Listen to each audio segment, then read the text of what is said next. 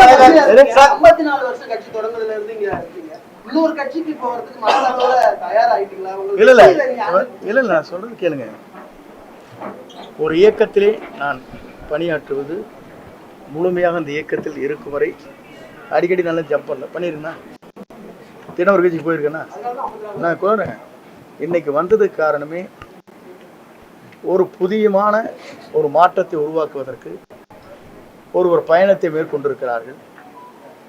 மக்கள் வரவேற்பு மாபெரும் வரவேற்பு. நீங்க பாக்குறீங்க உங்க டிவி கேரளா என்ன சொல்றாங்க சேனல்ல எங்களுக்கு என்ன வந்திருக்கு சொல்றாங்க. 1 கோடி பேர் பாக்குறாங்க எங்க சேனலை.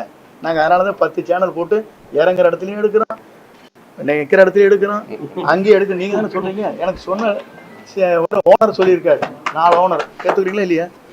நாங்க அதுக்குத்தான் முடிக்க உங்களை படம் எடுத்துட்டு இருக்காரு அவரை அப்படிங்கிறாங்க. 10 சேனல் போடுறாங்க. யாராச்சும் போடுறாங்களா? இறங்குற இடத்துல எடுக்கிறீங்க, ஹெலிகாப்டர்ல எடுக்கிறீங்க, ஓடுற கூட எடுக்கிறீங்க, அங்கேயும் நிக்கிற கூட எடுக்கிறீங்க. சுத்தி எதுக்காக எடுக்கிறீங்க? அப்போ மக்கள் வரவேற்கிறாங்க நோக்கம் தானே அது. இல்ல வெளிப்படைத்தன்மை இல்ல,